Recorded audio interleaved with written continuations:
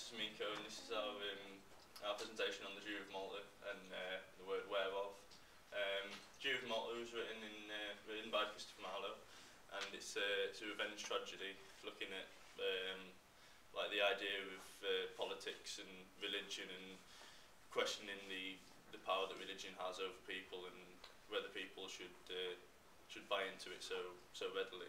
It was it's based in Malta, and but it was performed in Britain when it was originally written to a British audience.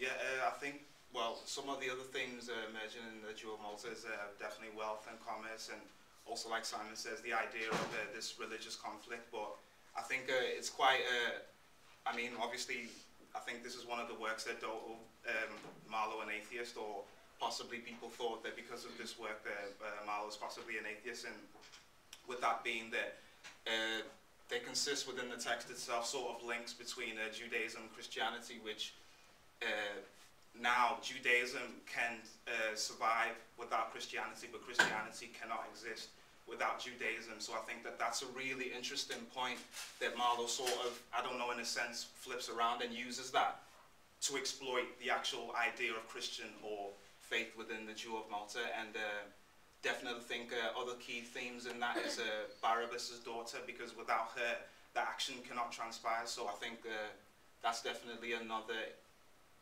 interesting point in the Jew of Malta. Next slide.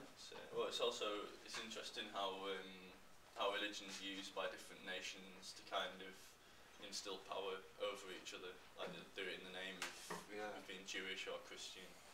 Yeah, I think there's also another point of it where possibly scripture is being taken out of context, because when we look to the Bible, Paul in his apostolic ministry in the Romans sort of denounces this idea, because in the Jew of Malta there's a section where the general talks about to Barabbas and says that you know, you're a cursed nation from heaven. But when you actually look into the Bible, Paul talks about that and he addresses that issues, and he makes it clear that even though God you know, push the Jews aside for a minute because of their old sin in the Old Testament and the sort of Pharisaical Mosaic law, but he says within the New Covenant that he will bring them back to himself through obviously the New Covenant and the relationship with Jesus.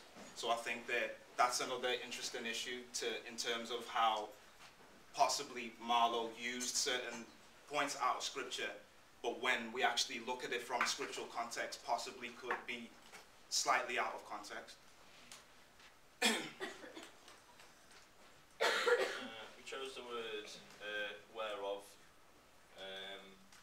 which is I thought was quite an interesting word, because it was conjunctive, which is two words put together, and it's kind of used for linguistical structure in the piece.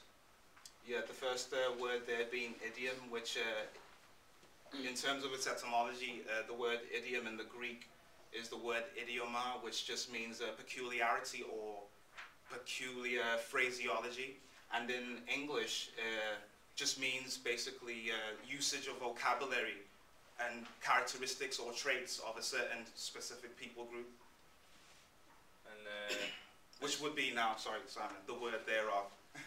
And it's an archaic word which was developed like between the 7th and 5th century BC in Greece, and it's kind of sort of an old style of word, which again sort of draws on the linguistical structure of the piece, whereas it's two commonplace words that we use these days, where and of, but it's put together, and there's lots of variations like where on, where in, where to, and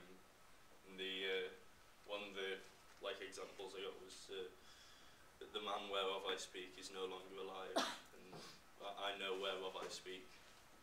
Yeah, and it's also an adverb, which in the Greek as well is the word epirema, which is spelled E-P-I-R-R-H-E-M-A, which just means, actually no, what the prefix being epi, which just means upon or on, and then rema, which is just a verb, and bearing in Latin, the word just means that which is added to a verb. So in this case would be the word whereof, And there's a certain line within the text, I think it was in Act 5, line 34, where Barabbas talks about the floor whereof this cake will be cut. So as you can see, there's something going on in a verb-like state where, you know, he's actually doing something, and then whereof, so like the floor whereof this cable was cut. So it's that which is just being added to the verb kind of thing. Is that it? And yeah, that's it.